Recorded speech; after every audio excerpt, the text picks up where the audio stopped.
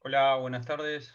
Buenas tardes a todos, bienvenidos nuevamente al curso de Python, ¿era? Sí, de Python. Se nota que estoy dando 20 millones de cosas. Bien, es un chiste malísimo. Bueno, ya queda menos, por lo menos la semana ya finaliza este día, así que no, o mañana, ¿no? Así que ya falta poquito como para la parte laboral ya termina pronto y nuestro curso recién empieza, ya estamos por terminar la mitad del primer mes. También vamos bien.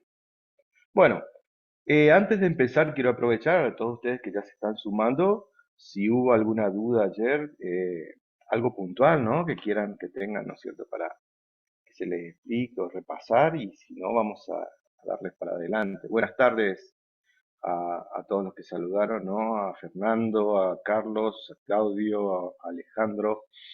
Eran buenas tardes a todos. Están sumando gente. Aguantamos Aguantamos unos minutos más y arrancamos a la 35 exacto para que le demos pie a que se sume alguien más. Hola, buenas tardes.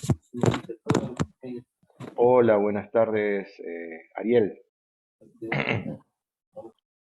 Bien, ¿tenés alguna consulta, Ariel, o no? ¿O simplemente saludarla? No, salude nomás. No, por ahora todo tranquilo. Está bien, me Va bien por parece ahora. muy bien. Con el práctico, ¿cómo van? Ya, con el práctico ya lo terminaron. Yo supongo que a esta altura del partido ya lo terminaron. Son 4 o 5 ejercicios, 6 máximo creo que había que. Y creo que la mayoría lo hicimos a todo en clase, así que Hay que terminar, sí. Estamos en eso, en eh, terminar. bien. Eh, no quiero meter presión, pero medio que recuerden que los tienen que hacer a los prácticos, ¿no? Una de las consignas. Bueno, antes de continuar con todo esto, si quieren ir adelantando, tienen allí en el aula virtual, ¿no es cierto? En la carpeta compartida, tienen un resumen teórico del tema de hoy, que es el de diagramas de flujo. Si lo quieren ir bajando y guardando, y también tienen la filmina que vamos a utilizar hoy, que es un resumen de un resumen. Así que ya si quieren ir accediendo a ese material, lo pueden hacer. Eh, por otro lado, les recuerdo que mañana, para la gente que le está costando todo esto, si quieren, tienen nuevamente una clase de consulta. Así que si la quieren ir aprovechando, bienvenido sea. Bueno, voy a ir eh, compartiendo pantalla con el tema nuevo. Así arrancamos ya. Ya creo que ya son las y 35. La gente que se sume se va a ir sumando cuando le sea posible, entonces. Disculpa, Sergio, te interrumpo con una pregunta. Eh, Sí, el trabajo práctico, ¿qué hacemos? ¿Te lo mandamos por Telegram? ¿Lo mandamos por mail? hay una dirección de email en la guía, que es ese romero arroba iva.edu.ar, no sé si lo vieron en la guía, a esa dirección de email enviar. O Perfecto. sea, ¿Qué hacemos? ¿Lo ponemos todo en un RAR y los mandamos? exactamente. Sí, en el mismo, es un solo archivo por grupo, ¿no? Sí recuerden de poner en uno de los, en uno de los documentos, no sé si envían solamente el Python, si el código, si no envían un texto. Bueno, lo que envíen en uno de los comentarios pongan los datos de las personas que integran el grupo, para que Perfecto. después plasmemos en la planilla los datos de las calificaciones que vayan teniendo cada uno de ustedes. Si Claro. bien el trabajo es grupal, pero la calificación es para todos. Bueno, eso nada más. De momento vamos a trabajar así con los archivos. Ya el mes que viene vamos a trabajar con los repositorios, ¿no es cierto?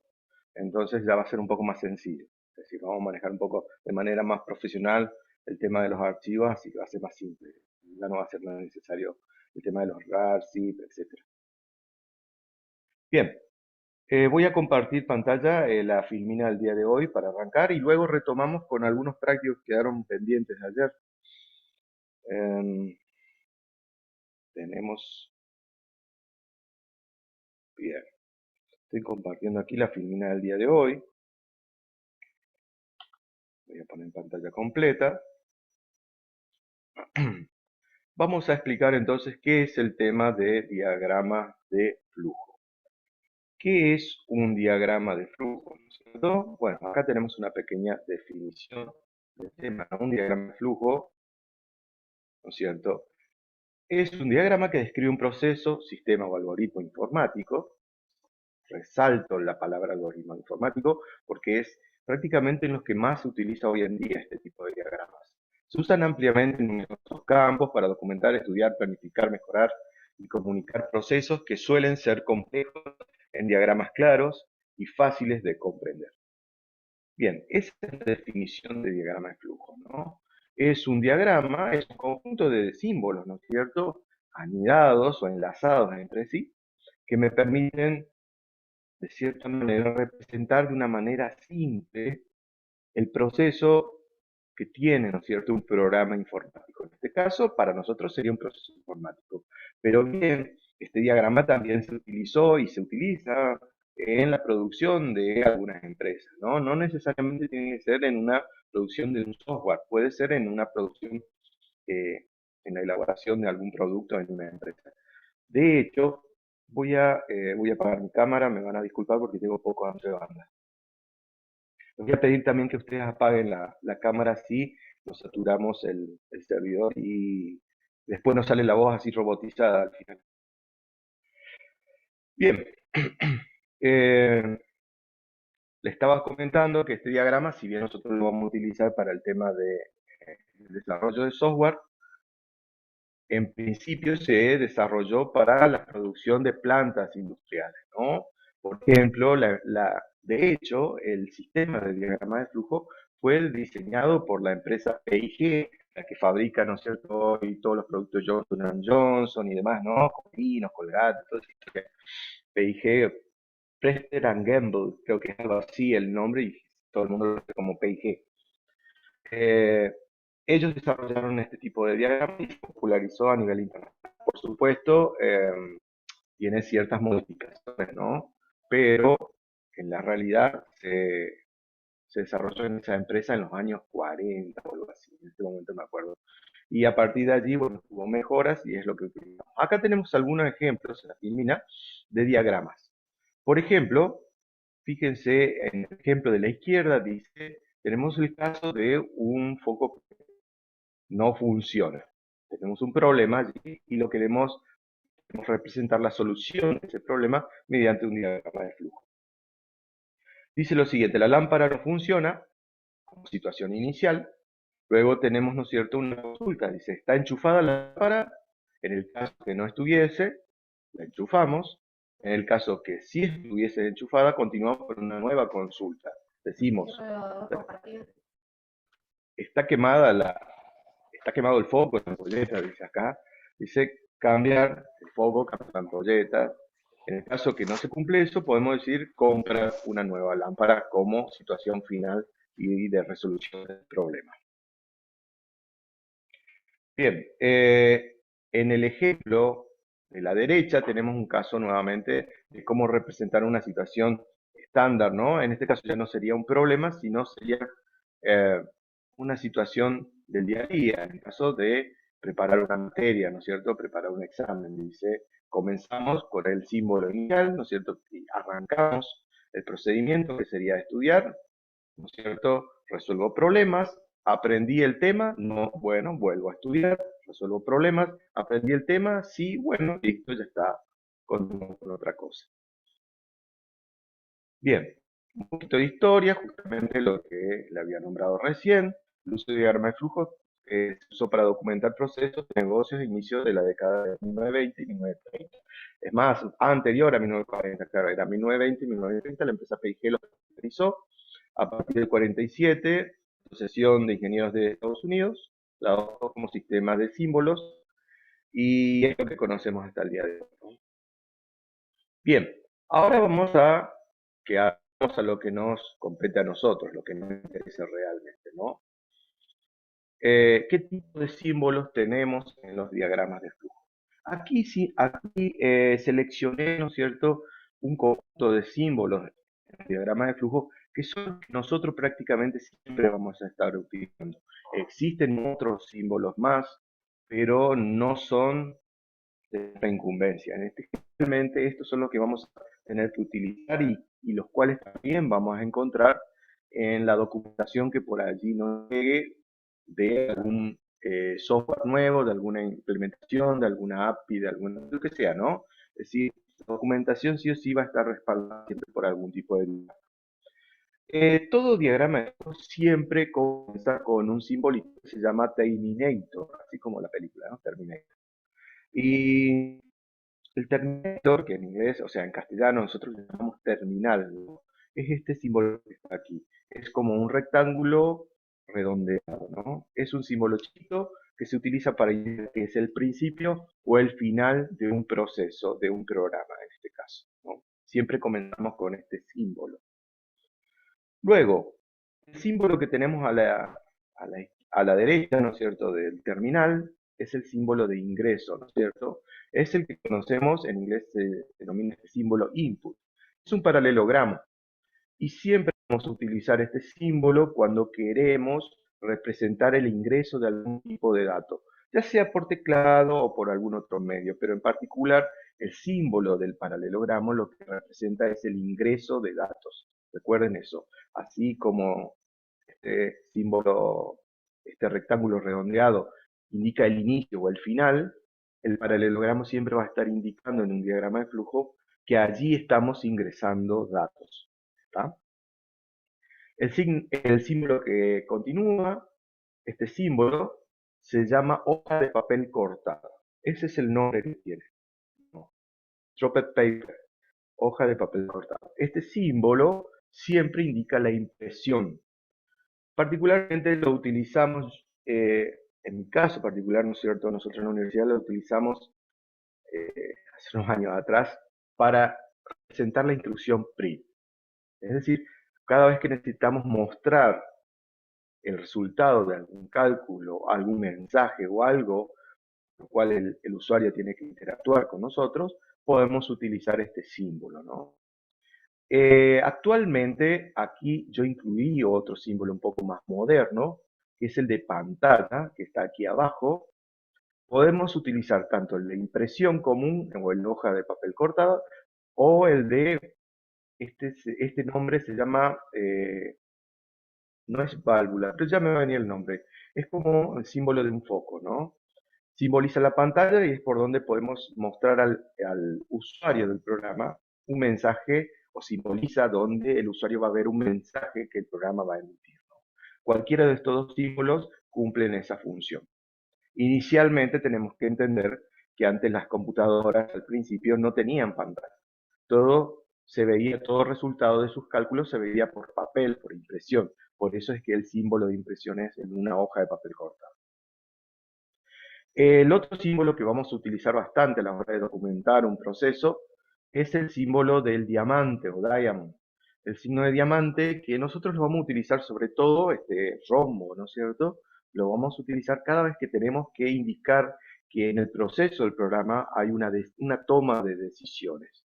Es decir, por ejemplo, la instrucción if que conocimos ayer, que es la de condicional, engloba dentro de este símbolo. Vamos a ver que hay otros condicionales, como por ejemplo la instrucción mientras o la instrucción para, ¿no es cierto? Cualquiera de ellas podemos utilizar este símbolo. Se utiliza siempre, repito, lo utilizaremos siempre cuando queremos indicar que el programa en una situación está tomando una decisión. O hace algo o hace lo otro. Por convención, ¿no es cierto? Vamos a decir nosotros que el extremo derecho es el extremo verdadero y el extremo izquierdo es el extremo falso. Es decir, si yo tengo que tomar una decisión, indico que el flujo de datos, si es verdadero, lo mando para la derecha y si es falso, lo mando para la izquierda. ¿Está? Bueno, el próximo símbolo que tenemos que analizar, que también vamos a utilizar bastante, es el de proceso. ¿Cierto? Proceso. Este símbolo es simplemente un rectángulo y aquí adentro de este rectángulo siempre vamos a indicar todos los cálculos que la máquina, la computadora, va a realizar con datos que se ingresaron por teclado, que se trajeron de un archivo, etcétera, durante el proceso de toma de datos, ¿no? El proceso se simboliza siempre con un rectángulo. Otro símbolo que, esto que nombré primero, son los que más vamos a utilizar. Otros símbolos que más adelante por allí les va a hacer falta conocer son los de subrutina, que se utilizan cuando el programa utiliza, ¿no es cierto?, las funciones o los métodos. El de archivo, que si bien lo ven aquí como un tacho, ¿no es cierto?, simboliza un disco rígido o una base de datos. Inicialmente los primeros discos rígidos eran inmensos y por eso tenían esta forma así de cilindro, ¿no? La simbología de archivo es esta forma que parece como una torta. Otro símbolo moderno que se agregó en los últimos tiempos al diagrama de flujo es el símbolo de la nube, que significa Internet. Para nosotros es palabra textual Internet, es en donde vamos a subir los datos, vamos a enviar o vamos a activar literalmente, como dice la palabra, en una nube todo lo que trabajamos. Y para finalizar, todos estos símbolos van a estar conectados o interconectados en sí mediante líneas y en particular por líneas flecha, líneas quebradas, ¿no? Arrow, que sería símbolo, si lo encuentran por allí, ese es el nombre de este símbolo, ¿no? Y nos interesa porque lo utilizamos como conector, es decir, que va a efectuar una especie de cableado entre sí, entre los símbolos que tenemos aquí. Bueno, vamos a ver un ejemplo de cómo utilizar estos símbolos, que es a lo que queremos llegar nosotros. Una vez que más o menos ya los tengan presentes, por eso les aconsejo que vayan descargando estas filminas y es que así tienen como este resumen, porque estos son los símbolos que más van a utilizar. Vamos a un ejemplo, este es un programita que creo que lo utilizamos ayer. Vamos a ver cómo lo podemos traducir a un diagrama de flujo. Dice, por ejemplo, el problema, o decía, porque creo que ya lo realizamos, se necesita desarrollar un programa que permita calcular la suma de tres números. Si el resultado es mayor a 10, dividir por 2. En caso contrario, elevar el resultado al cubo. Si recuerdan esto, creo que lo realizamos ayer, ¿no es cierto?, por consola. Bien, vamos a ver cómo lo traducimos a este problemita bastante simple a una manera de diagrama de flujo. Aquí en este ejemplo vemos, ¿no es cierto? Aquí estaría traducido el problema. Fíjense, todo problema siempre arranca en un diagrama de flujo con el símbolo de terminator, o sea, el signo de comienzo, de final. Inicio y al final lo ponemos como cierto fin del programa.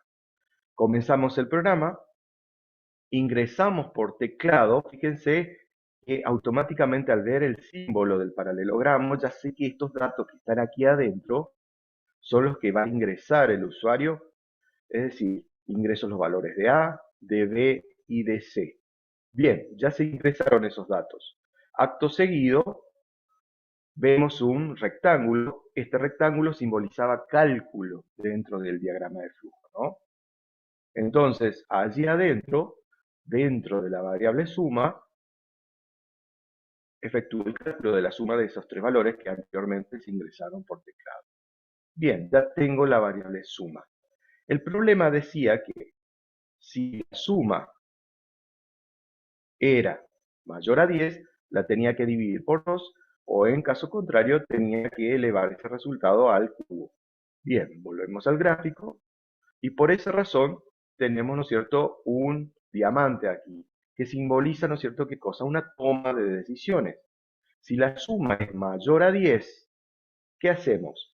Si es mayor a 10 esta suma, vamos por el camino verdadero, y efectuamos un cálculo. Dividimos ese resultado por, esa suma por 2 y la almacenamos en la variable resultado. Finalmente, fíjense, el flujo continúa por aquí y mostramos el resultado con este símbolo, ¿no?, que era la hoja de papel cortado. Mostramos el valor que tiene la variable resultado. Pero fíjense qué pasaría si aquí no se cumplía esta condición que indicamos. la suma no fue mayor a 10. Entonces, el flujo de datos iría por el camino izquierdo, el resultado lo elevo al cubo, porque eso es lo que indicaba el problema para el caso que fuese falso la condición, y finalmente el flujo continúa, después de este cálculo, el flujo continúa y muestra el resultado nuevamente con el símbolo de hoja de papel cortado. Para terminar, indico nuevamente que el programa terminó con el simbolito de Terminator, ¿no? Y pongo allí adentro fin para diferenciarlo del inicio. ¿Está? Bien. ¿Alguna consulta hasta aquí?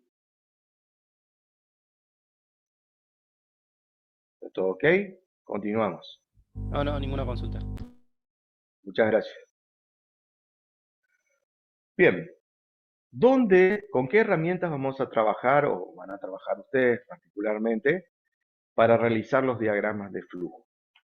Particularmente la herramienta que yo personalmente utilizo para la documentación siempre es esta página que está aquí. Es la primera que indiqué, que se llama app.diagrams.net. Anteriormente se llamaba draw.io, dibujo.io, pero por alguna razón si entran a esa página no la puse más porque si entran la redirecciona a este sitio.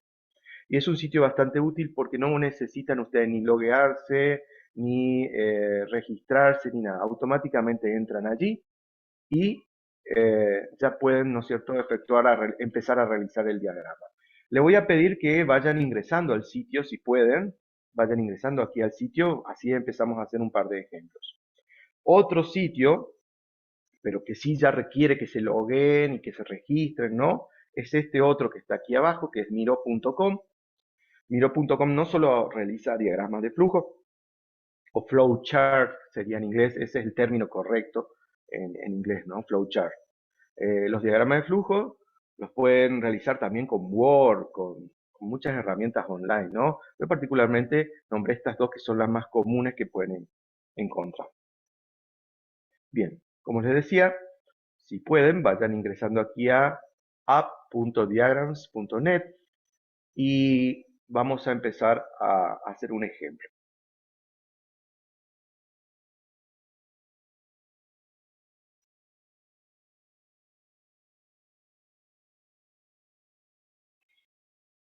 Bien.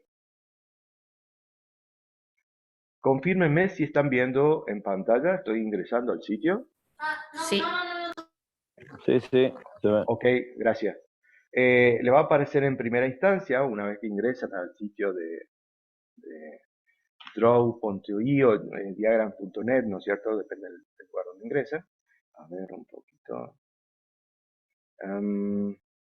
Vamos a elegir en dónde queremos guardar el archivo que vamos a generar. Particularmente, siempre yo le digo decidir más tarde, porque, o dispositivo, ¿no es cierto? Lo voy a guardar en la máquina.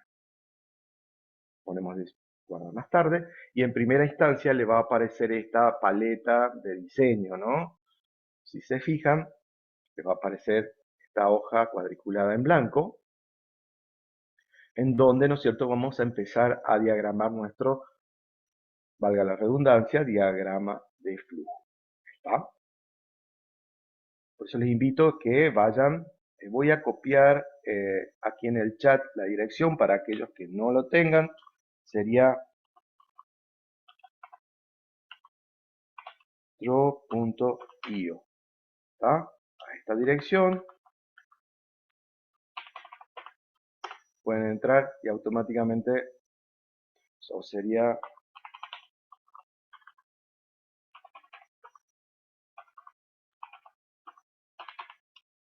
a ver, ahí me tomo el enlace.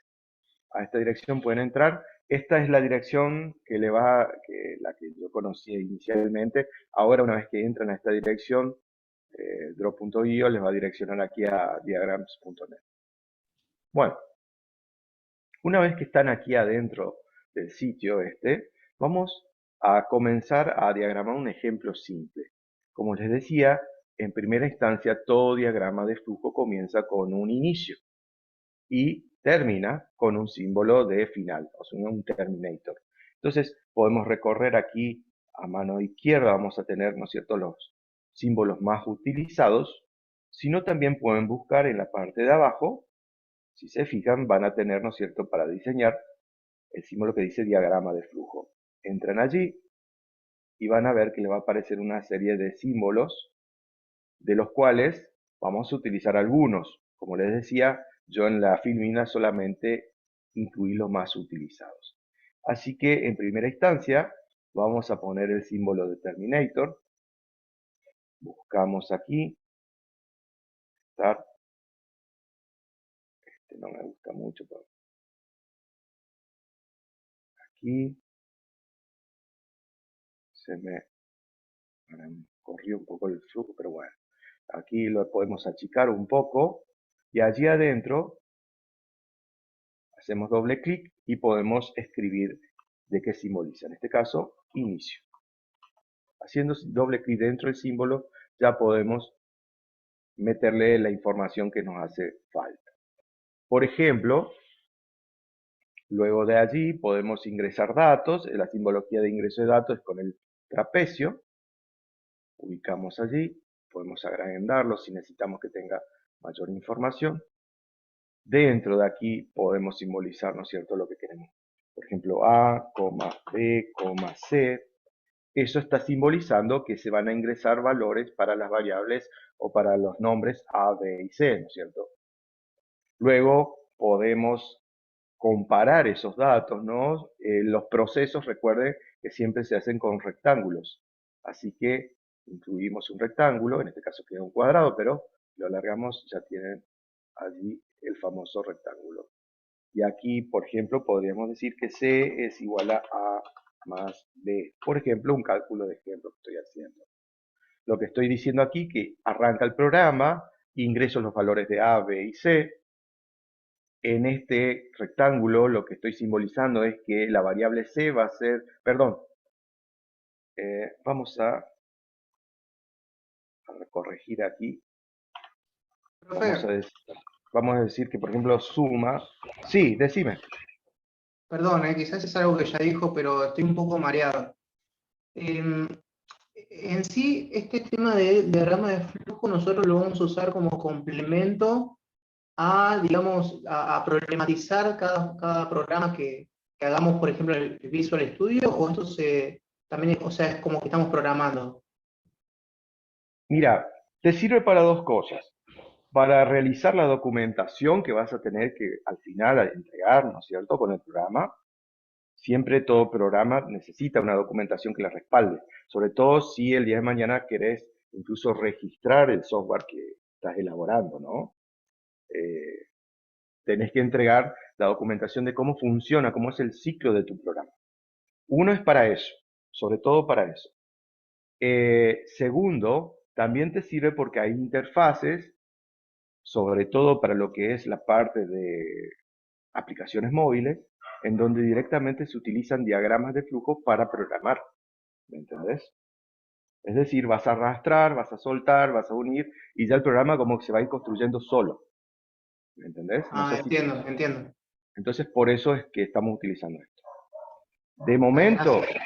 momento simplemente es como para que lo aprendan a utilizar, pero más adelante ya vamos a ver en la práctica en dónde se utiliza más. Profe, ¿puedo hacer Bueno, una consulta? Sí, decime. Acá estamos usando este programa, ¿verdad? Sí. Yo lo trato de abrir y me está cargando hace un montón porque dice que me asegure que JavaScript esté habilitado. Pero esto mismo, si yo no lo puedo cargar de acá, ¿serían los mismos que se pueden utilizar en Word? ¿Sí? ¿En Word Eh, también se puede utilizar esto? sí, de hecho yo la filmina que hice con el resumen está hecho con Word, está hecho con el PowerPoint, pero o sea, de la línea Office, ¿no es cierto? Es decir, los tenés, a los símbolos son los mismos. Si vas a la pestaña donde dice insertar, te Sí, aparece símbolo, imagen, y allí creo que te aparecen varios simbolitos. sí, por eso. Entonces, no hace falta tener, digamos, este programa, sino también se podría hacer desde Word. Sí, yo estoy mostrando este que es el más simple, porque a lo mejor estás en una máquina que no tenés a mano el Word, o no conoces bien cómo usarlo hasta que le agarres la mano. Ok. Lo que tiene bueno este programa es que es mucho más fácil de utilizarlo, es más intuitivo. Pero si quieres hacerlo con Word, ningún problema. Bien, estoy terminando acá el ejemplo, entonces yo lo que hice acá, indiqué el inicio del programa. En el segundo símbolo lo que indiqué es, por ejemplo, que se van a ingresar 3 variables. En el tercer símbolo lo que estoy indicando es que voy a hacer un cálculo con esas variables, por ejemplo, una suma con esas variables que ingresé en el segundo símbolo. Por último, puedo tomar una decisión con esa suma, ¿no? ¿Cómo indico que estoy tomando una decisión? Por ejemplo, un if con el símbolo de diamante. Entonces, allí puedo tomar una decisión, o indicar que es una decisión, ¿no es cierto?, con este símbolo. Decir que suma es mayor a 20, por ejemplo, y decir que si se cumple que la suma de todos estos números es mayor a 20, por ejemplo, qué sé yo, hacer un cálculo, indico nuevamente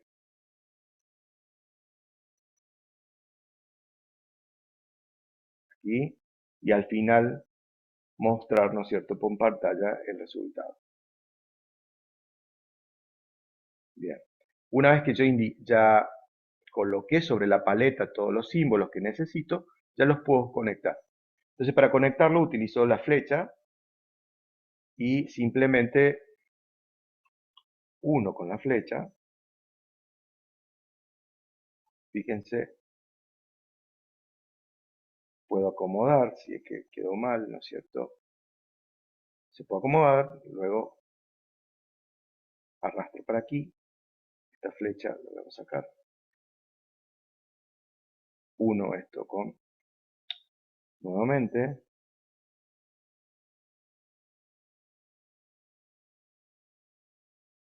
fíjense, ahí quedaría.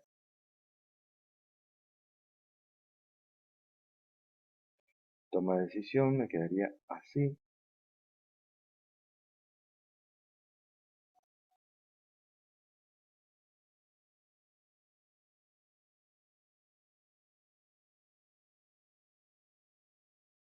No tenemos aquí, para nuestro ejemplo, no tenemos una toma de decisión para el caso negativo, ¿no? Así que directamente podemos conectar que si no se cumple algo, directamente podemos mostrar el proceso o agregar otro cálculo allí adelante. ¿Está? Y allí tendríamos, por ejemplo, un pequeño diagrama que nos está indicando que tenemos un inicio. Vamos a sacar esto que quedó medio pulero. Un inicio. Hay un detalle importante que yo siempre me olvidé, eso me bajaba un punto culpa de eso. Es que aquí al final me falta agregar nuevamente el símbolo de final, ¿no? Sí. Lo agregamos aquí y allí sí tendríamos realmente finalizado nuestro diagrama.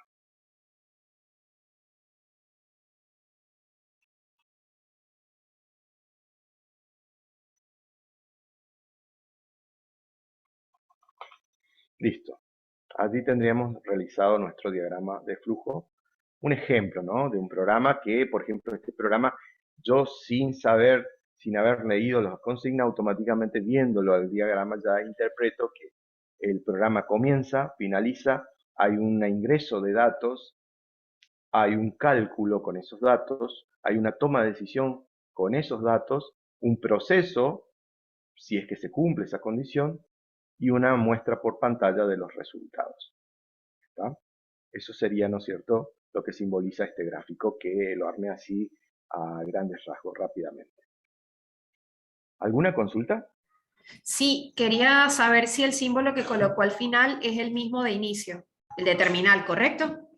Sí, es el mismo. Yo creo que puse uno más redondito, pero Ajá, podría... A sí. ver, había otro, me parece un poco más lindo. A ver, el... Este... Aquí está. Terminator. Este quedaría mejor. Un poco más... Que en realidad el que se utiliza es este. Pero bueno. Ahí estaría. Ahí queda un poco mejor. ¿Ah? Bueno, Profe, sí. tengo dos preguntas. La primera, Decime. vio que nosotros en el Visual Studio también colocábamos el problema que íbamos a plantear. Acá en diagrama de flujo no se pega, digamos, esa consigna. no te entiendo muy bien. Vos me decís si en Visual Studio podés pegar esto, podés verlo allí. Eso es lo No, No, que... no, que si puede poner el enunciado. claro, eso. No te sabría decir. No sé si te soporta los... Porque estos serían como caracteres, ¿no? Eh, no capto muy bien todavía la idea, pero después Claro, cuando reviso... vio Sí, que el problema decía, por ejemplo, la suma de tres números, si es mayor a 10, bueno, entonces se divide por 2 y si no, se potencia al cubo. Bueno, perfecto. esa consigna que nosotros normalmente la pegábamos en el Visual Studio, en el diagrama de flujo no es necesario ponerlo. No. Porque la idea del diagrama de flujo, a eso es lo que quería llegar. La idea del diagrama de flujo es que sea lo más abstracto posible. ¿Entendés? O sea, tampoco que no diga nada, ¿no? Que sea una cosa ahí para adivinar, pero que sea lo más abstracto posible. Es decir, existen dos formas de representar en la documentación el proceso o el procedimiento por el cual se desarrolla un programa. Uno es en lo que se conoce como pseudocódigo y otro es el diagrama de flujo. Nosotros no vamos a entrar dentro del pseudocódigo porque no es algo que está normalizado, pero sí el diagrama de flujo. Eh, Tiene que ser lo más abstracto posible. Vos tenés que ver este gráfico y la persona que va a ver este gráfico. ¿Sabes por qué se utiliza o se utiliza esto? Quiero que entiendan una cosa. Si el día de mañana les llega a ustedes el funcionamiento de una interfaz, de una API o de algo a lo cual se van a conectar y se lo envió un chino, ¿no es cierto? Ustedes, sin saber todos los simbolitos y los caracteres de ellos, automáticamente mirando el gráfico van a entender o van a intuir de qué más o menos lo que funciona su cosa. ¿Está? Es para eso esto. Es como que hace como un lenguaje neutro, ¿no es cierto? Como un Claro, lenguaje universal. universal a la hora de programar. Para eso es donde más, por eso es que tiene tuvo mucho auge y tiene mucho auge este tipo de lenguaje. Sobre todo para la documentación. Bien, Una última si pregunta creo que tenía y no lo molesto más por ahora. no, pregunta todo lo que te sea, que necesites porque es la idea que los demás también a lo mejor tienen esas dudas y no, viste, que por vergüenza, lo que sea, no las formulan. A ver. Vio que las líneas de enlace tienen una dirección. Esa dirección tiene que ser así, digamos, de arriba hacia abajo. Pregunto porque en el final quedó de abajo hacia arriba. Eh, sí, yo la verdad que la puse mal a esta lea. Mirá que es un detalle importante que me dijiste, yo la verdad que no lo tuve en cuenta. Esto sería,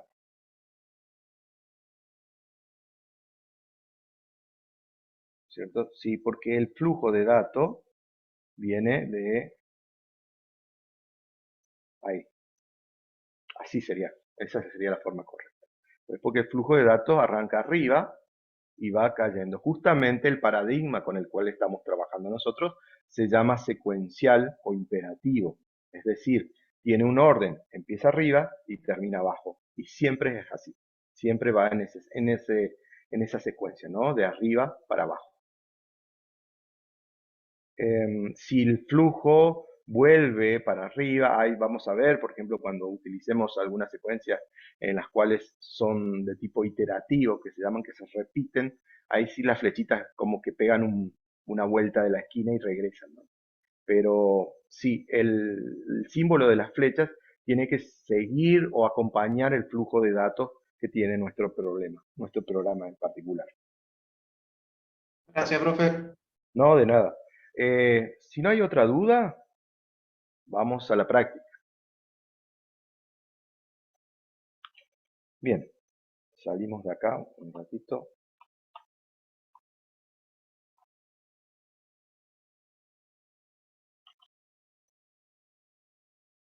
En la virtual, en la carpeta compartida, yo subí un resumen un poquito más detallado de este tema, ¿no? Para que cuando tengas tiempo, en una leyita es un resumen de 6 hojas, donde explico más o menos todo lo que estoy diciendo con palabras, que es bastante fácil, ¿no? Pero lo tienen allí un poco más detallado y más teórico para que lo puedan ver y entender, ¿no? Así que, si pueden, lo leen. ¿Está? Bien. Vamos a la guía. Vamos allá.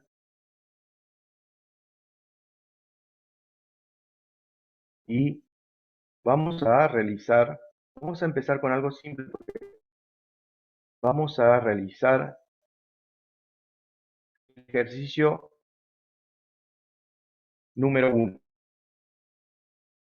Vamos a realizar el ejercicio número 1. Les doy unos minutos para que lo hagan. Pueden hacer con la herramienta online o lo pueden hacer si quieren, hacerlo con no hay problema. Cuando lo terminen me avisa y lo controlamos el ejercicio 1. Es bastante fácil.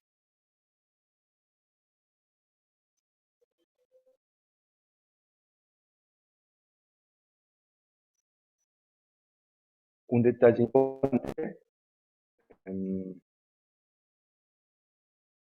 importante, que me olvidaba aquí con esta herramienta online que tenemos, que es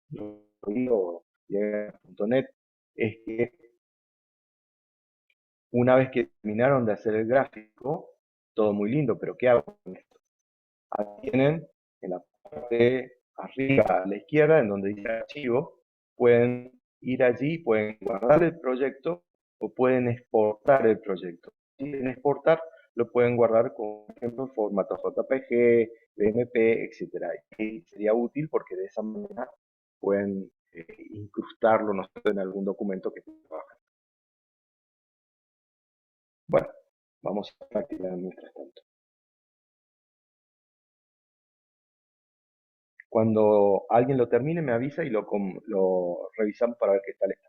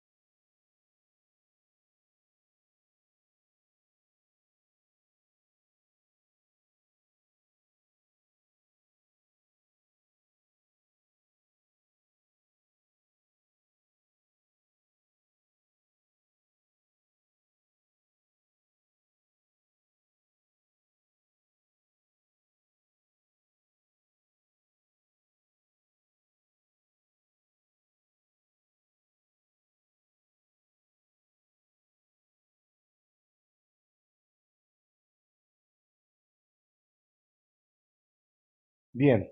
¿Alguien pudo plantearlo? Yo lo planteé, profe. No sé si está bien. Ok. Decime tu nombre así, podés compartir pantalla y vemos cómo te quedó. Carlos Martínez. Ok, Carlos, dame un segundito.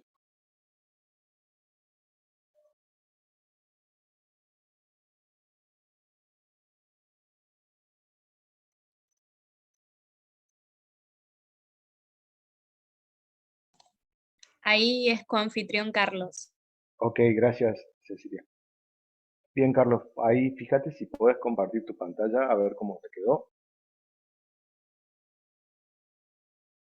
Ok, bien, bárbaro. Explica un poquito cómo lo hiciste o cómo funciona tu programa.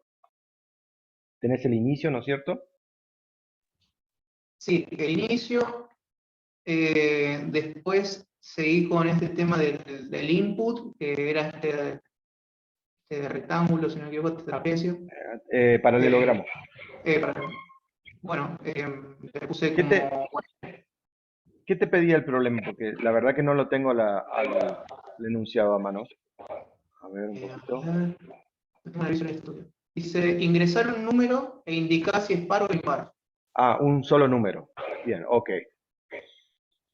Entonces, bueno, por eso puse la variable el número, Sí. y después en la condición puse si el número es, bueno, el resto de la división por 2 es igual a 0. Si es un sí, entonces Imprime el resultado. sí. Y lo finalizaría, acá me faltaba aclarar que es par, al lado. Pero a la izquierda, si no, es impar y el resultado igual. Y al final. Ok. Bien. Sí, es como que, mira, en realidad te faltaría un rectángulo más a la derecha y tendrías que poner en el rectángulo, allí adentro, resultado igual a par, ¿me entendés? Sería ¿Por así como qué? ahora.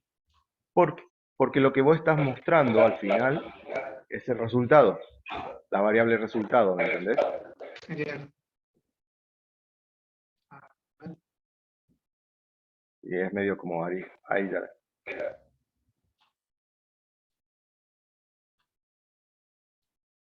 Ahora sí, ¿no? Sí.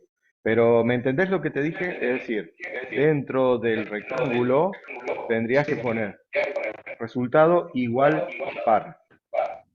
Y en el rectángulo de la izquierda también resultado igual impar. Ah, entiendo. Porque es un proceso lo que estás haciendo. Acordate que el rectángulo simboliza un proceso. ¿Se marca con un solo igual? Sí, sí, es con un solo, no porque aquí es simbólico, ¿me entendés? O sea, no, es para que el humano lo entienda, no tanto para la máquina. Ok. Ok. Y allí, ahí te quedó perfecto. Ahí estaría perfecto el problema. ¿Ya? Mostrás, tenés los dos procesos y al final lo que mostrás la variable resultado a la cual se le asignó par o impar. Bueno, gracias, profe. Bueno, muchas gracias a vos. Bien, ¿alguien tiene alguna duda sobre todo esto? Si no, continuamos. Bien, Profe, en el rectángulo se pone o sea, el cálculo, ¿verdad? Y siempre, siempre, en el rombo, ¿qué se pone? en el rombo, digamos, para que entiendas, de momento van los if, ¿entendés? Los rombos siempre representan las condiciones, representan todo lo que voy a consultar, voy a comparar, ¿me entendés? Es decir, para nuestro ejemplo, todos los if que vos tengas van a parar en un rombo, ¿entendés? Si la condición del if es verdadera, el flujo va para la derecha. Si la condición del if es falsa, va a parar a la izquierda, ¿entendés? Sí, yo tomé nota de lo que había puesto en el ejemplo anterior y en el rectángulo había puesto que ahí se hace el cálculo. O sea, yo ahí puse el if número por 102 igual a 0 y el else con el print de que era impar. A ver, déjame Eh, que, si es el mío, pero ya te lo comparto para que no estemos hablando sobre la nada. Bien, ahí estás viendo el gráfico mío, no sé si lo estás viendo. sí, ahí lo Sí, estoy viendo. bien. En este ejemplo, yo tenía, ¿no es cierto?, una variable suma en la que en realidad es un if. Dice, si la suma es mayor a 20, el flujo de datos iba para la derecha y acá efectuaba algún cálculo necesario. Como yo acá hice esto como para ejemplo así vacío, es decir, no puse ningún cálculo real, en realidad es como que preguntaría, por ejemplo, si es mayor a 20, el precio sería tanto, una cosa así, ¿no? Es decir, el cálculo iría aquí adentro. Aquí puse la comparación, ¿no es cierto? El if, el condicional, pongo dentro del rombo, digamos. No sé si respondo tu pregunta. No, a lo que voy es en el rectángulo, ¿qué es lo que se pone? Los cálculos, Porque cálculos. yo puse, sí, se hace el cálculo, pero el cálculo yo lo puse con todo. El if, número, por ciento, 2, igual a 0. Entonces eso no va ahí. No, lo que no va dentro del rectángulo son los if. El if solamente va dentro del rombo. El Y, cálculo de lo que diga el if es lo que se hace en el rectángulo. Es ok. como que el if es la sentencia if. Yo no digo que esto simboliza particularmente solamente el if, porque el if es la pregunta nada más. El cálculo del if lo harías dentro del rectángulo. No sé si puedes captar un poco la idea. Es decir, que la consulta nada más iría dentro del signo del diamante que le dicen ustedes, del rombo. El cálculo de lo que haga con esta consulta es lo que se efectúa aquí adentro. Ok, ¿y hace falta poner toda la sentencia? No, no, no.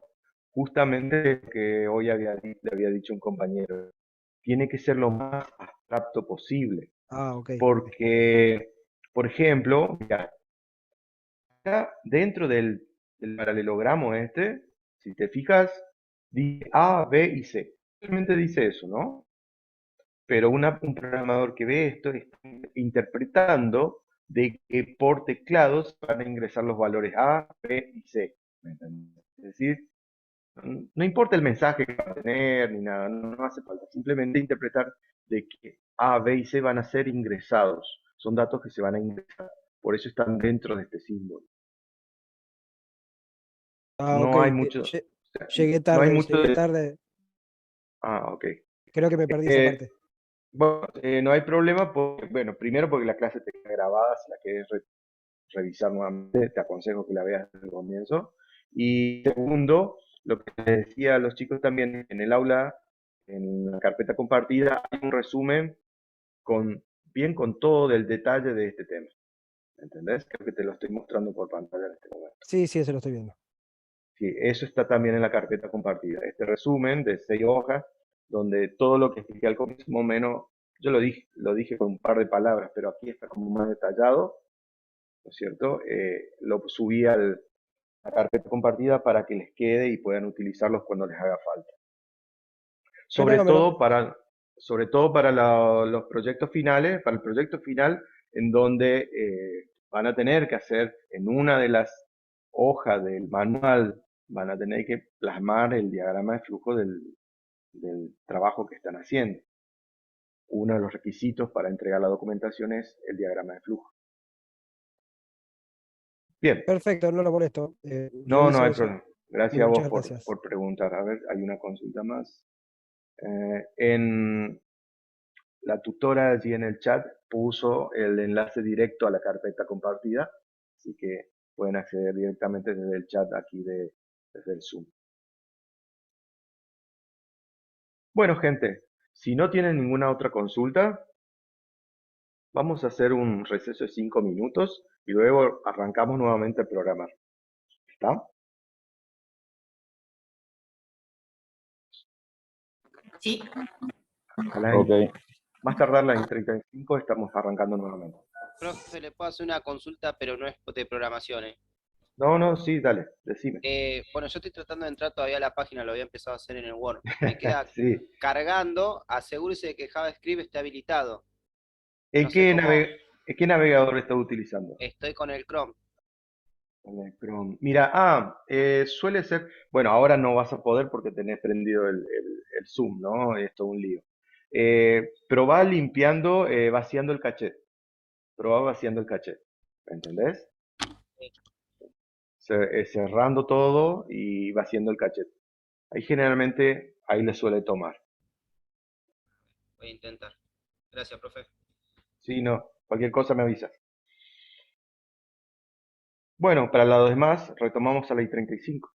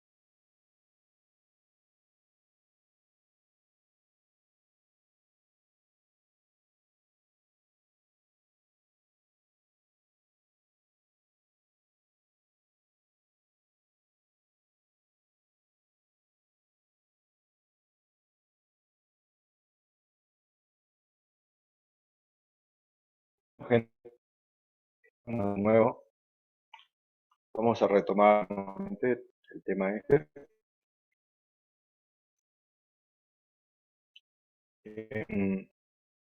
Ayer nos había quedado, vamos a continuar con la práctica, vamos a terminar hoy con todo lo que tiene que ver con las estructuras condicionales. Ya la semana que viene arrancaríamos con un tema nuevo que sería estructuras iterativas, y con eso ya estaríamos cerrando la primera unidad, ¿no? Todo esto.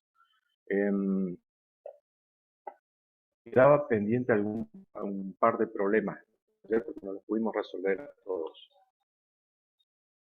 ¿Me recuerdan? No sé si teníamos algo pendiente, si no vemos acá que quedaba pendiente, ¿puede ser?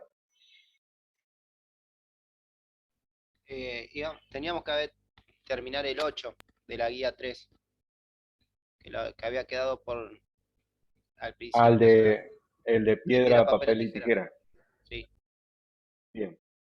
¿De la primera página quedó algo pendiente o no? Quedó el de los sueldos, me parece que quedó. ¿Qué otro más quedó de acá? El del concurso. El de la quinela. Bueno, pero eso falta ver random. Ya vamos a explicar random. Piedra, papel y tijera. Lo que voy a hacer es, antes de continuar, vamos a hacer una cosa. Voy a explicar la instrucción random, cómo se utiliza. Perdón. Voy a explicar un poquito la instrucción random para de aquí en adelante utilizarla para los problemas que quedaban pendientes, ¿no? Porque hay un par que utilizan random. Bueno, voy a compartir pantalla nuevamente de la consola y me confirman si se ve. Simplemente eso.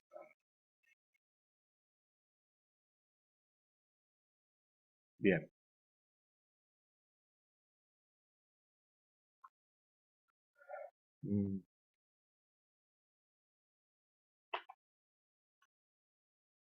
Bueno, se está viendo la consola, ¿no es cierto? Supongo que sí. Sí. Bueno, gracias. Hay una librería dentro de tantas librerías que tiene el lenguaje Python, hay una librería exclusiva que trabaja con números aleatorios. Trabaja en sí con secuencias aleatorias. Estas secuencias pueden ser un número en particular, puede ser un número flotante, puede ser un número en sí dentro de una selección, de una lista, puede ser una lista de términos.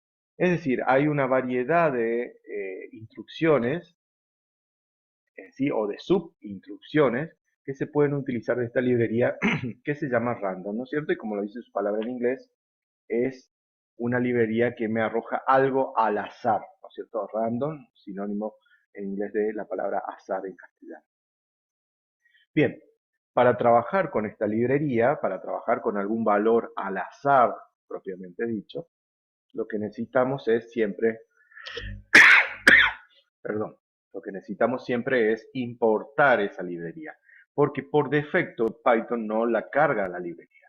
Es decir, muchas veces que programemos algo en Python, va a ser necesario de antemano importar la librería que nos haga falta con instrucciones que vamos a necesitar para poder programar. En este caso particular, vamos a importar la librería, o vamos a cargar, ¿no es cierto?, la librería que incluye las instrucciones random. Eso se hace simplemente escribiendo la palabra reservada import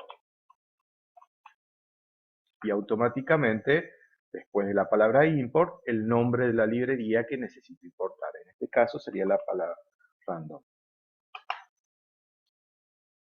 Allí, escribiendo simplemente este comando, ya tenemos importado la librería completa para trabajar con los números o con las secuencias al azar. Bueno, vamos a darle una utilidad a esa librería que acabamos de importar. Por ejemplo, quiero que Python me imprima un valor al azar entre el 1 y entre el 0 y el 9, o sea, 0, 1, 2, 3, 4, 5, 6, 7, 8, 9, o sea, 10 valores, dentro de ese rango de 10 valores. Entonces, por ejemplo, puedo en una variable que se llame, le voy a llamar por ejemplo número azar,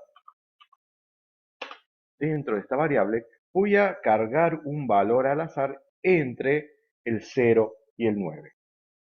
¿Cómo hago eso? Esto digo, la variable número azar, le voy a asignar lo que me genere Python al azar entre el 0 y el 9. ¿Cómo se escribe eso? Se escribe random punto, perdón, punto random. Escribo esa instrucción, random.random. Lo que me está diciendo es que dentro de la librería random hay una instrucción que se llama random que me elige un número al azar dentro de un intervalo de números enteros. Por ejemplo, dentro del intervalo 0,9. Voy a explicar qué es lo que hice aquí nuevamente. Esta librería importa en primera instancia la librería random, que es la que tiene toda una serie de instrucciones para trabajar con números o series aleatorias. Creé una variable en la línea número 3 que se llama número azar, y dentro de esa variable quiero almacenar un número al azar entre el 0 y el 9. Para eso llamo a la librería y dentro de la librería hay una instrucción que es la que voy a utilizar que se llama random. Esta librería, perdón, esta instrucción random que está dentro de la librería random, le paso dos parámetros, dos valores, que son entre los cuales yo quiero que se elija al azar el número. Por ejemplo, quiero que elija un número al azar entre 0 y 9. Por eso lo pongo de esta manera dentro de estos dos paréntesis. Bien, finalmente imprimo el valor que vale el número azar.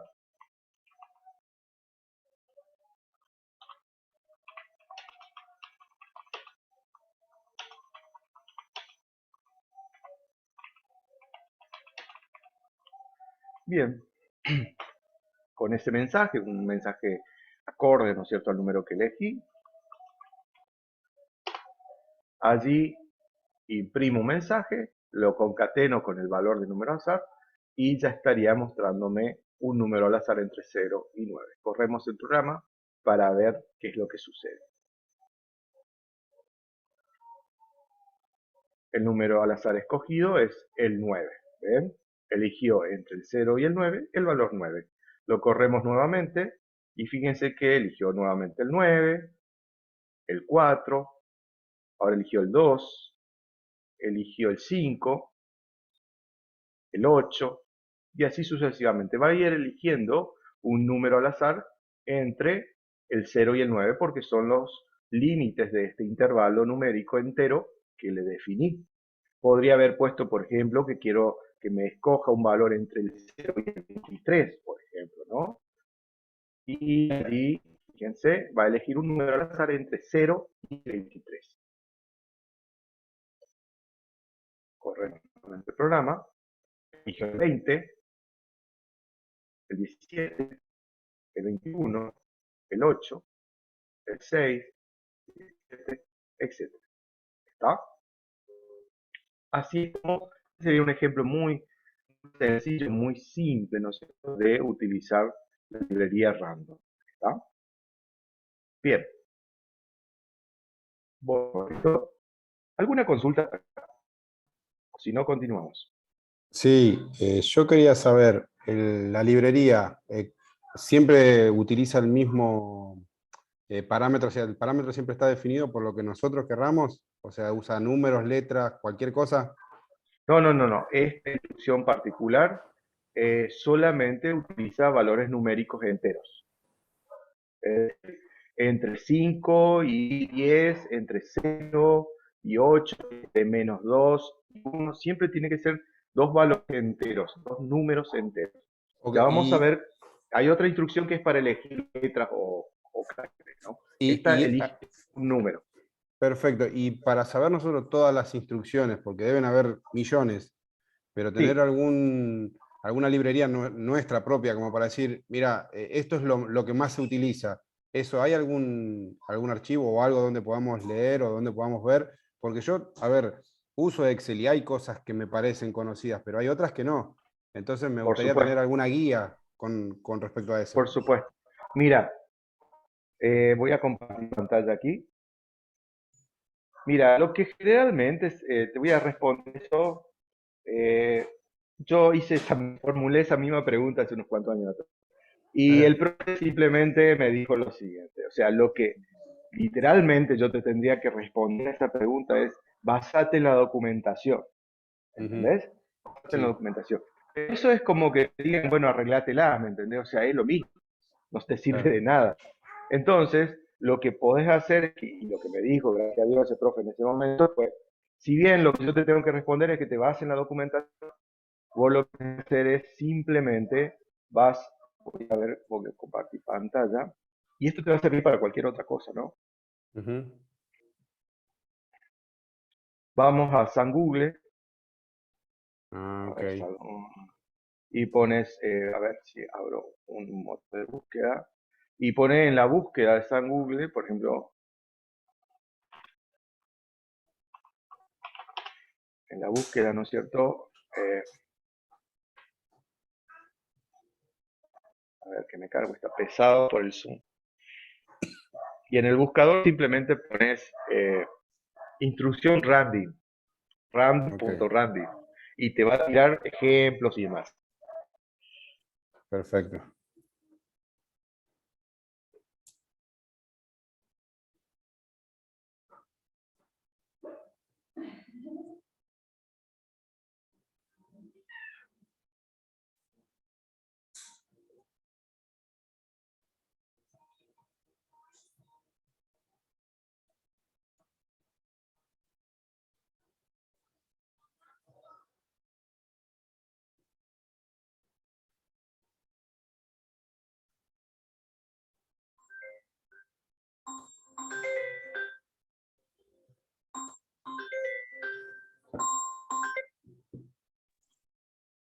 Sergio, por las dudas te aviso que estás silenciado. Gracias, Cecilia. No, estaba silenciado a propósito, estaba estornudando. No, puse mal acá la dirección. Eh,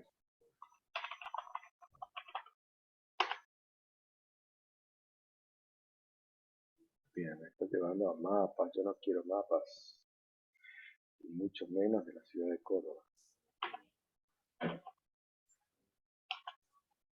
Bien, lo que quería informar era justamente cómo hacía. Por ejemplo, ponemos en el buscador Randin, por ejemplo, eh, stack, Randin, Python stack. Simplemente escriban stack en el buscador y automáticamente les va a llevar a la página de documentación más completa que hay para programadores.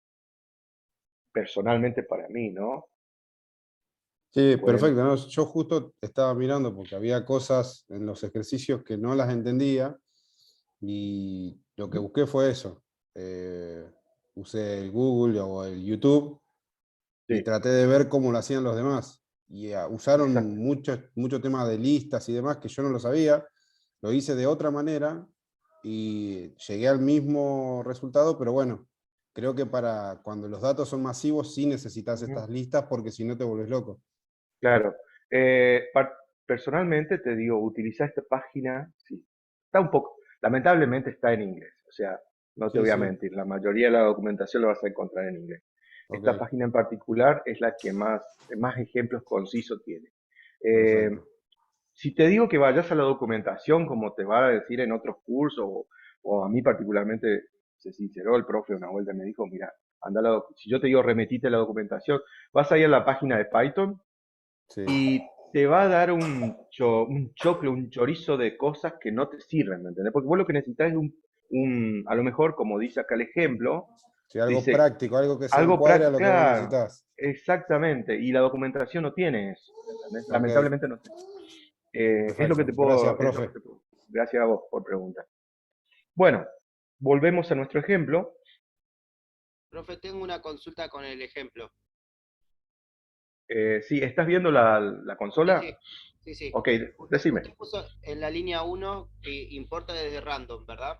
Sí, Cuando ayer el compañero mostró el ejercicio 8 que lo había comenzado y después faltaba continuarlo, Él había Ujú. puesto from random, import random directamente. Lo mismo que hizo usted, pero en la línea 1 lo hizo y ahí ya arrancó con el, por ejemplo, que había puesto máquina es igual a random entre 1 y 3. Es Eso, otra otra, forma es otra forma de llamarla la librería. ah, ¿Cuál es la diferencia con lo que hizo el alumno con lo que te estoy mostrando acá? Esta es la forma más simple, rápida, ok. ¿no? Pero ¿qué pasa? Acá vos estás trayendo todas las funciones que hay dentro de random. A lo mejor vas a usar solamente Randy, ¿entendés? A lo mejor solamente utilizas Randy. Eh, a lo mejor usas random.choice, es decir, podés elegir un par más, ¿no? Pero esta forma es la más rápida, traes todo, porque total, no pesa mucho estas librerías, ¿entendés? No pesan un par de kilobytes nada más, ¿entendés? O sea, no te afectan al peso el programa. Hay otras librerías que son, por ejemplo, la de conexión a base de datos, que ahí sí vamos a importar de la librería lo que nos haga falta solamente, porque si no se va a poner muy chancho el programa, digamos, muy pesado, ¿no? Eh, sí, en caso particular sí importás lo que te hace falta, pero aquí para hacerlo rápido y pronto y para que no sea fácil acordarnos, import random, listo, ya está. Con eso ya puedo empezar a trabajar con los números al azar.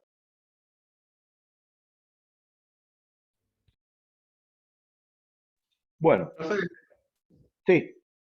cuando usted escribía random, aparecía como subopciones diferentes tipos de random.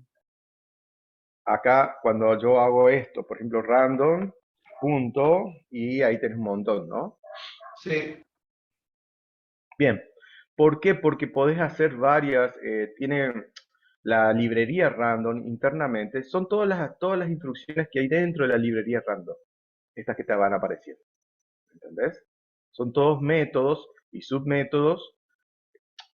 Todavía no vimos la programación orientada a objetos, pero serían como funciones pequeñas que tienen adentro la librería random, que podemos hacer varias cosas con esto.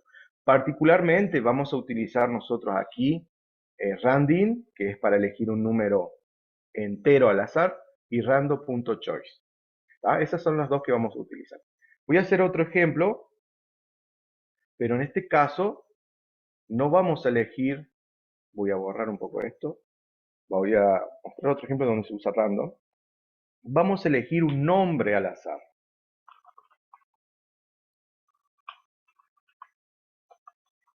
¿Tá?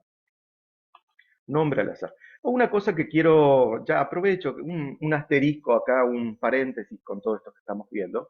Fíjense cuando yo nombro las variables, eh, este tipo de nomenclatura para nombrar las variables, que se utiliza una mayúscula para empezar la segunda palabra que se enlaza, que se concatena, ¿no es cierto? Este tipo de nomenclatura se llama nomenclatura camello.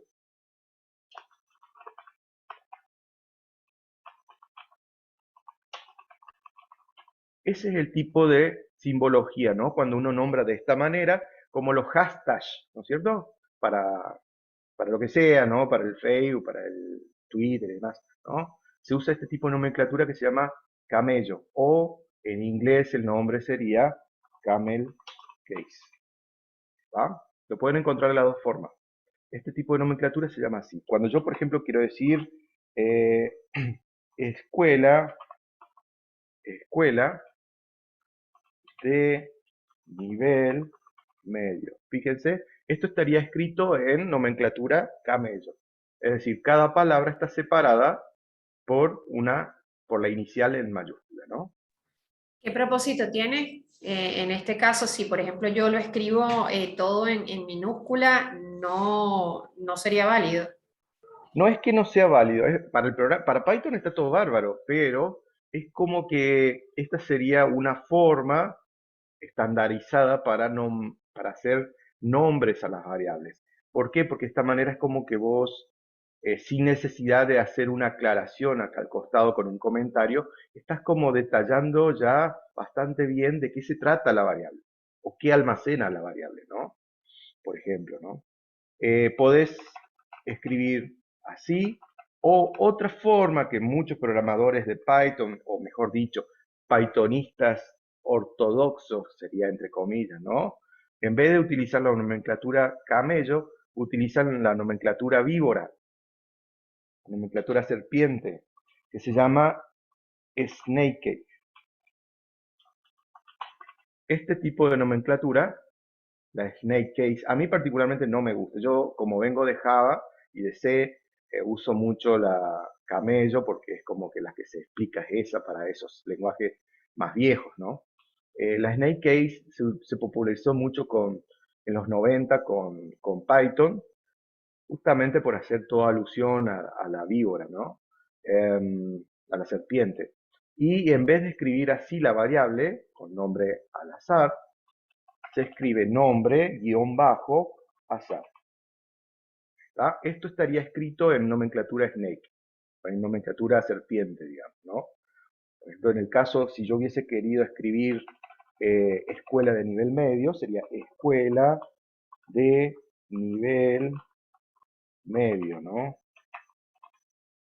Allí estaría escrito todo en... Acá me está dando un error por la consola, ¿no? Pero ahí sería, ¿no es cierto?, un ejemplo de una variable escrita con nomenclatura snake o serpiente, digamos. Son, ¿cómo les puedo decir? Son detalles a la hora de que ustedes utilicen al escribir su código, ¿no? No hay nada, nadie le va a poner una pistola en la cabeza por escribir de una o de otra manera, pero lo importante es que ustedes se amolden un poco a lo que es el estándar a la hora de programar. Para Python, los que más van a ver que se utiliza es este tipo de nomenclatura, o pueden utilizar la otra que es un poco más vieja, que es la de camello. ¿Cuál es la diferencia personalmente? Porque a mí me gusta más utilizar la de camello que la de snake. Es por el hecho de que, en azar, por ejemplo, esto estaría en camello o en camel case. La nomenclatura camello lo que tiene, la ventaja que tiene, es que no utiliza símbolos extraños. Simplemente con el shift escribo la mayúscula y terminó el problema. Pero, ¿qué pasa? Si yo uso la snake case o la nomenclatura de serpiente, tengo que utilizar la barra baja o el guión bajo, ¿no? Y a veces es un lío encontrarlo en el teclado. A menos que uno conozca bien su teclado, si no, si le cae un teclado con una notebook que tiene teclado chino, que tiene teclado yankee, que tiene teclado brasilero, es decir, anda a encontrar dónde está el guión bajo, la barra baja, ¿no? Entonces, por esa razón yo no la utilizo esa nomenclatura, pero ustedes son libres de utilizar la que más les guste. Sí, amóldense a esa nomenclatura a la hora de trabajar, a eso es lo que quiero llegar, ¿no? ¿Les gusta utilizar la nomenclatura Snake Case? Usen esa. La Camel Case, usen la de camello. Es decir, eso sí, no escriban todo desorganizado, es decir, podemos escribir todo con minúsculas, lo podemos hacer, pero ¿qué pasa? O sea, es como que no estamos siguiendo ningún protocolo estandarizado si es que hacemos eso. Esa nomás es la diferencia. Bueno, cerrado el paréntesis del tema de las variables, que valía la pena aclarar, porque lo van a ver muchas veces cuando vean códigos, cuando vean documentación, van a ver que las variables se nombran de esa manera, ¿no? Con la nomenclatura Snake, que es la más moderna, o la de Camello, que es la de la primera inicial en mayúscula. Bueno, yo quiero elegir ahora, vuelvo a nuestro mundo, ¿no?, de Python, quiero elegir un nombre al azar de una lista, de un conjunto, ¿no? Entonces, ¿cómo hago para elegir, ¿no es cierto? ¿Cómo hago para elegir un nombre al azar de un grupo? Entonces, para eso voy a utilizar nuevamente la instrucción random, pero no .random, sino random.choice. Y dentro de random.choice, lo que voy a hacer es, voy a, entre corchetes, escribir, por ejemplo, los nombres que quiero que seleccione. María, por ejemplo, José, por ejemplo, Pedro, qué sé yo, Juan. Bien, ahí le metí un par de nombres, ¿no? Quiero que me elija dentro, que Python me elija un nombre al azar dentro de esta lista de nombres que escribí entre corchetes, ¿no? Se escriben los los caracteres que quiero que elija al azar, entre corchetes, con comillas y separados por coma. Esa sería la forma con la cual se tiene que escribir la instrucción. Python lo que va a hacer es con esta instrucción random.choice, choice quiere decir en inglés elegir, ¿no? Seleccionar, va a elegir dentro de esta lista uno de estos nombres. Ahora, fíjense, vamos a imprimir con pantalla el nombre al azar para el bebé, el o la bebé. Por ejemplo, podrían hacer un programa para que las madres indecisas le puedan poner un nombre a su hijo, ¿no? Es nombre azar. Bien, entonces corremos el programa y fíjense, me está tirando error. ¿Qué pasó acá?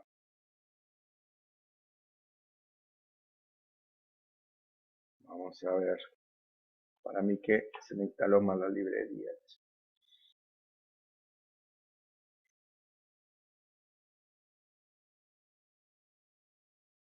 Denme un segundito que tengo mal instalado una librería. Ya regreso.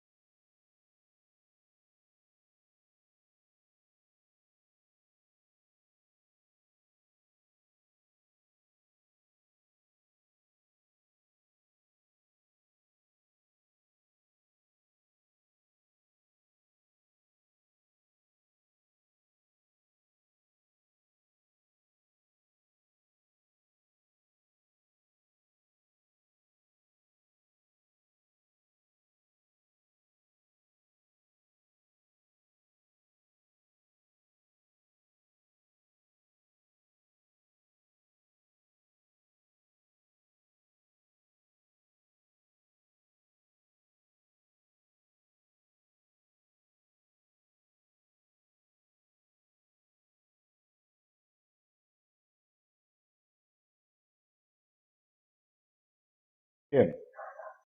Debido a que nosotros todavía no vamos a trabajar con listas, porque es un tema que falta todavía unos días para que lo veamos, simplemente ahora para solucionar el problema, ¿no es cierto? Para salir del paso, si necesito elegir un nombre al azar de un grupo de valores, pongan entre corchetes, como le había dicho, pero pónganlo eso acompañado de paréntesis. Con eso vamos a solucionar de momento, vamos a meter un parche acá para solucionar eso. O sea, quiero elegir algo de una secuencia de nombres.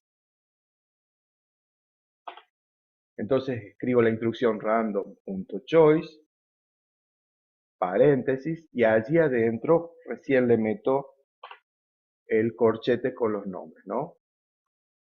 Ahí me estaría eligiendo uno al azar. En realidad no se hace esto así, se hace con listas, pero bueno, por el momento, para salir del paso ya nos sirve esta instrucción. Entonces, corro el programa y fíjense que me elige el nombre al azar para el bebé es Juan. Si lo corro de nuevo, el nombre al azar para el bebé volvió a elegirle Juan. El nombre al azar para el bebé es José. Y así sucesivamente, ¿no? Cada vez que lo corro, me estaría diciendo... Profe, Sí, ahorita que lo menciona, a mí me surge la duda porque ya habíamos, el sábado pasado más o menos como entrado en el tema de las listas, creo que fue ese día, sí, o en la clase anterior, el y del me surgió la sábado. duda, exacto, y me surgió la duda de por qué no hacerlo de esa manera y cuál es la diferencia entre esta opción de random. O sea, ¿en qué se Eh, diferencian las dos? es lo mismo, nada más que anteriormente vimos qué cosa era una lista. Habíamos hecho un pequeño ejemplo rápido de qué es una lista, ¿no? En este caso, yo lo que quería decir es que, por ejemplo, yo en realidad crear una lista con los nombres que quiero seleccionar al azar en primera instancia. O sea, en realidad lo que se tiene que hacer es poner lista de nombres, ¿no es cierto? Y allí en la lista de nombres, yo lo que tengo que hacer es una lista, poner los nombres que quiero que se elijan dentro de esa lista, ¿no es cierto? Y la instrucción, la de random, a esa instrucción le tengo que asignar allí dentro de su función el nombre de la lista donde están los nombres. ¿Sí? Esa sería la forma correcta.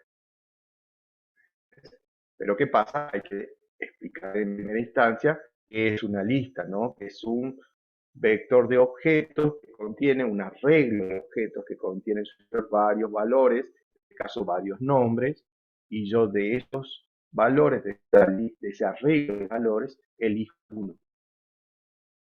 No sé si responde eso a tu pregunta. Yo lo que quería evitar era llegar a esto, ¿no? No quería adelantarme a esto. Pero Claro, bueno, no, lo que quería saber era si se podían utilizar de las dos formas. Si lo podemos hacer así en lista de nombres o si lo podíamos hacer de la forma como lo está haciendo ahorita con la librería. sí, podés utilizarlo, no hay ningún problema. Bien, el objeto, o sea, la realidad acá es así. Yo lo que busco quería explicar de qué manera puedo utilizar esta librería para elegir, por ejemplo, un nombre o una cadena de caracteres al azar. En vez de nombres, podría haber sido letras, ¿no? Por ejemplo, letras. Si yo no me interesa elegir nombres, elijo letras al azar, ¿no? Letras, por ejemplo, A, B, entre comillas siempre, ¿no? Por ejemplo, en vez de letras sería cursos. Una lista donde meto allí todos los cursos y quiero que el programa, que Python me elija de esos cursos A, B y C, me elija uno de esos cursos al azar, ¿no? Entonces, creé una lista con esos valores y ahora dentro de la instrucción random.choice le digo que seleccione dentro de esa lista una de esas letras al azar.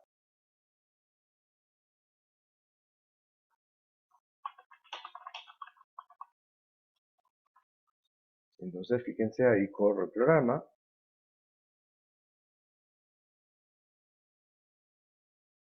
El curso al azar es el C. Siempre elige el C, le gusta el C. A, C nuevamente, se copó con el C. A, B, y así sucesivamente, ¿no? Recuerden que está eligiendo siempre un valor al azar de todos estos que están, de estos tres. Bien, ¿alguna pregunta de esto? Si no, era simplemente presentarle la librería esta random, que nos va a hacer falta para realizar algunos problemas que quedaban pendientes. Si no hay dudas, seguimos con otra cosa.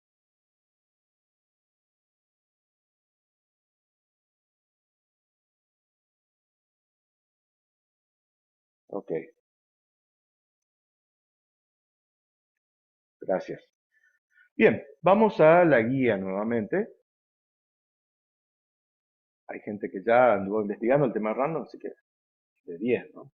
Vamos a hacer el ejercicio número 6. Vamos a realizar el ejercicio número 6, el de la quinela. Dice este ejercicio el número 6. A ver, lo voy a copiar y lo voy a poner en la consola para que lo puedan ver. Vamos a borrar esta parte.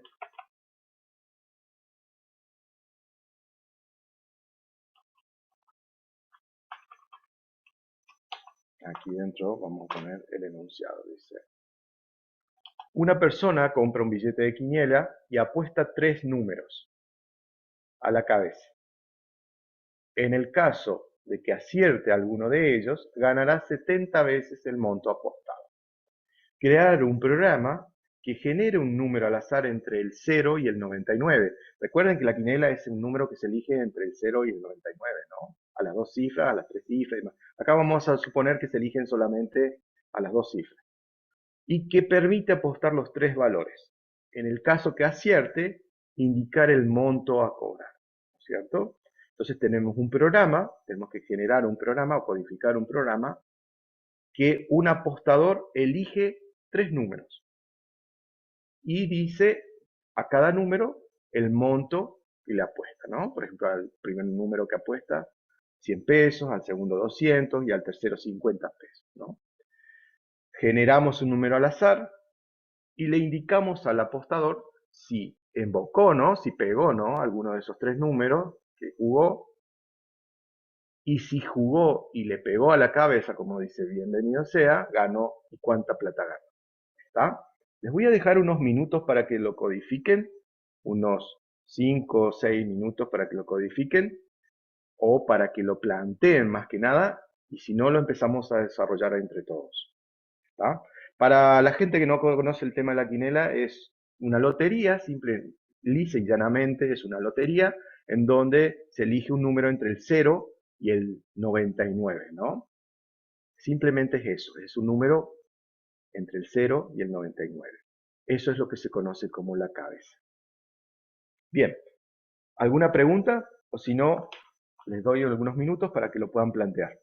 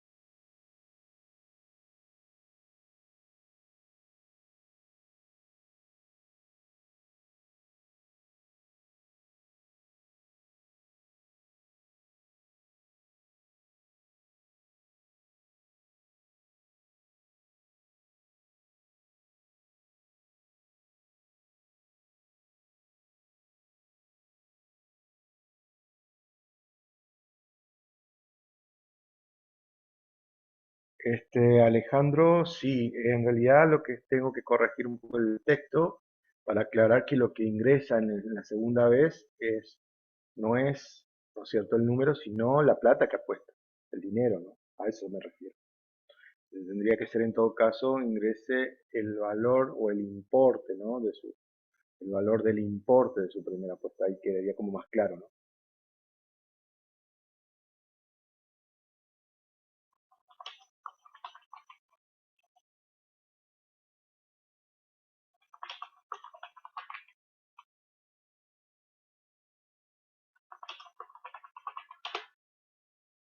Ahí como que quedaría un poquito más claro.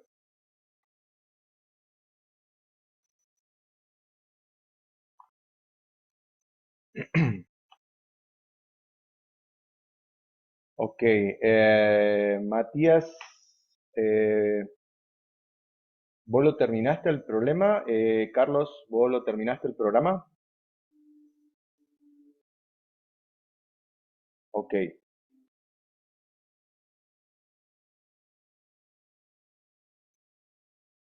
bien.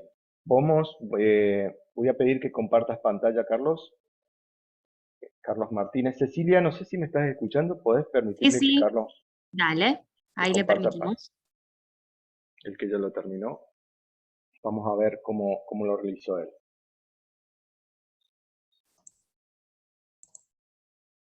Listo. Bien, Carlos, se está viendo tu pantalla. ¿Podés comentarme un poquito cómo fuiste haciéndolo? Bueno, ahí Sí, me lo fui anotando. ok. O sea, primero Primero, importaste la librería. sí, sí, lo que me pasó fue que al poner Radint, esto me lo puso solo. Ok, sí, sí, eso lo hace el Visual Studio. Visual Studio Sí. Code hace solo eso. Ah, ok. Entonces, bueno, puse de realizar la selección aleatoria de la lista de números determinados. Ujú. Entonces puse quiniela igual a Radint. Ahí sería el Después, sorteo, digamos, en tu variable quiniela vos asignás el sorteo, digamos, lo que es la exacto. lotería. Ok, bien, después, Después creo las variables tanto de los números elegidos de la apuesta como el monto apostado en cada uno de ellos. ok, vos lo Entonces el hiciste número uno, todo junto, lo hiciste vos. O sea, el número y la claro, apuesta. exacto, para que se... Ah, eso.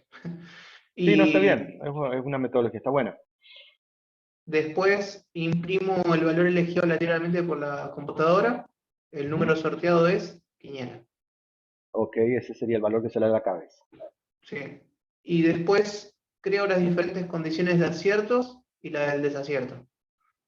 Sí, Eh, si es igual al número apostado, al número de la quiniela, el primer número apostado, felicitaciones, acertaste con el número que haya elegido. El monto total ganado es lo que apostó por 70. bien. Si no, Y, ¿cómo? o sea, si no, sí, o sea, caería en la segunda condición.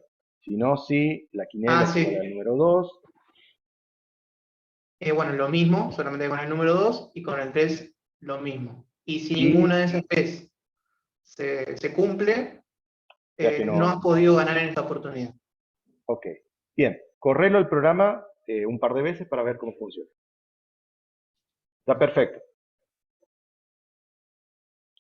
Ese primer Voy a número. poner 15, 22. Ah, no, ese era ese no, ese era el monto. Muy poca, no, muy poca plata. Sí. 15 y voy a poner 233 y voy a poner 100 y 59 y voy a poner 150. El número sorteado es el 21 y no has podido ganar esta oportunidad. Probalo una vez más a ver si ganas algo. Está difícil. Es medio difícil que les pegue. O sea, si le Sí. pegás, entonces ya mismo ponete a jugar. 500, 18, 200 y 36, 200. No, no hay caso. No, no estoy loco para esto. No, es muy, te digo la verdad, es muy poco. Tenés una en 700, creo, una en 700 opciones, en 700 posibilidades o algo así era, no me acuerdo en este momento, de pegarle. Claro, por las Así, posibilidades. sí, habría que hacer un cálculo estadístico. No lo tengo hecho, lo tenía en su momento, lo habíamos calculado con otro profesor. Y sí es, por eso es que la gente juega porque piensa que es fácil, pero en realidad, o Claro. sea, la casa siempre gana, ¿no? Es para que pierdas dinero en realidad. Está diseñado para eso. Tenés muy poca, una probabilidad muy baja. Una en 700, una en 77 oportunidades o algo así. No me acuerdo. Pero ya si quiere después se la averiguo muy bien cómo es. Cuestión Bien, que está no sé perfecto. si funciona, no sé si funciona si acertas, eso sí. Sé que no, sé que funciona cuando no acertas. Hace una cosa, vamos a verificar si funcionan las condiciones, borra eso y anda arriba al principio y en Quiniela eh, eliminar Randin y pones, por ejemplo, 15, un número fijo, ¿no? Ahora correlo el programa y aposta al 15. Voy a poner el primero que es 26, 200, 23, 300, 15, 10.000. Funcionó. ¿Está? Qué alegría. Bien, entonces ahí, ¿cuánto ganaste? 700.000 pesos. Bien, bueno, estaría funcionando, está perfecto tu código, ¿eh? Mira, lo que te voy a pedir es si podés copiarlo en el Telegram para que los chicos lo tengan a este código, está muy lindo. ¿Qué hago? ¿Le saco un screenshot? No. Eso sería compartir, pero mirá, pero no te lo comparto, no. Copiá y pega, o sea, pintalo, aunque no sé si vos estás del teléfono, copiá y pegalo dentro del texto. Ah, ¿el archivo no se puede mandar, el archivo Python? Se puede, pero en realidad estás mandando un texto. ¿Para qué querés mandar más bytes de lo que necesitas? Ah, bueno. Y el que lo necesite después, lo quiera correr en su computadora, abre el Telegram web, digamos, y lo saca de la computadora misma, ¿no? Bueno, ahora lo hago. Ok. Bien. Muchas gracias. Gente, ¿alguna pregunta? ¿Alguien más lo había hecho? No sé si alguien más lo había hecho también. Creo que había alguien más que lo había hecho, lo había terminado también. No me acuerdo en este momento. Ah, Matías, vos lo habías terminado. Matías Medei, vos creo que lo habías terminado también, ¿no? ¿Puede ser? Podés responder el chat si no tenés micrófono. Pasa que Sergio, perdón, discúlpame, le voy a pedir a Carlos que me devuelva el coanfitrión para poder permitirle a otro compartir. Ah, ok. pasa que una vez que lo ves de otro compañero, parece más fácil. Pero Sí. cuando lo tenés que encarar al programa No, para para nada. codificarlo, a mí se me hace casi imposible. Yo, por ejemplo, lo empecé a hacer, no sé si lo vieron allí, lo tengo en la consola, no, creo que no se está viendo Sí, ahora. lo estaba viendo. Pero no lo alcancé a terminar las condiciones, ¿no? Como lo hizo Carlos, me encantó cómo hizo el desarrollo, ¿no? El desarrollo de las condiciones está perfecto, que era la parte que yo pensaba. Es lo más difícil lo que él hizo muy lindo, que es la parte del condicional. Porque ingresar los datos, eso cualquiera lo puede hacer, pero el condicional es el que a donde tenemos que invocar, digamos, porque si eso lo hacemos mal, si eso lo planteamos mal, es como que después, digamos, se arrastra el error. No sé si quieres mostrarlo a lo tuyo, no hay problema, por más que estés mal, no te preocupes. La idea acá es ver otra, otra variante, ¿no? Si funciona, está todo bien, no importa que lo hagas hecho sin colores. Mientras funcione, está No, todo. es que no supe cómo encararlo, hasta que después vi que empezó a tipear y dije, bueno, mira, por acá podría haber arrancado, haber hecho esto, y bueno, después ya me quedé mirando qué es lo que hacía usted. Ah, ok. Entonces no lo terminaste. Bueno, no hay problema. Gente, me voy despidiendo por hoy, porque ya estamos sobre la hora nuevamente.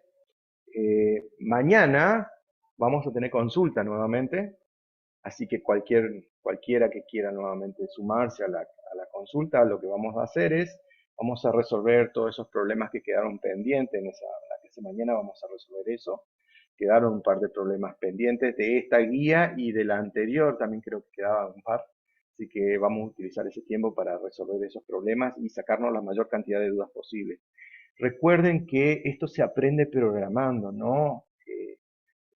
No cierren la computadora y esperen a la próxima clase para programar, porque si no, no les va a quedar nada de todo esto. Practiquen. Incluso los ejercicios que ya hicimos en clase, traten de hacerlo ustedes mismos nuevamente, solos, a ver si les sale. Esa es la idea, ¿no? Al principio va a costar un poquito, pero ya van a ver que después le van a empezar a agarrar la mano. Cuando programamos, recuerden que le estamos dando instrucción a la computadora de qué queremos que calcule, qué queremos que averigüe, ¿no? Qué queremos que nos muestre. Y esa cancha la vamos a agarrar practicando. Muchas gracias por participar hoy. Estamos ya en hora. Y en todo caso, mañana los espero para los que tengan dudas. Si no, que tengan un feliz fin de semana al resto. Y nos estaríamos viendo el Sergio, próximo jueves. ¿A qué hora, profe, Perdóname, mañana? Ah, eso, justito te iba a consultar. Sí, es a las 13, como la semana pasada. Listo, listo, gracias. Gracias, profe, buenas noches. Nos estamos viendo. Muchas gracias a ustedes por participar.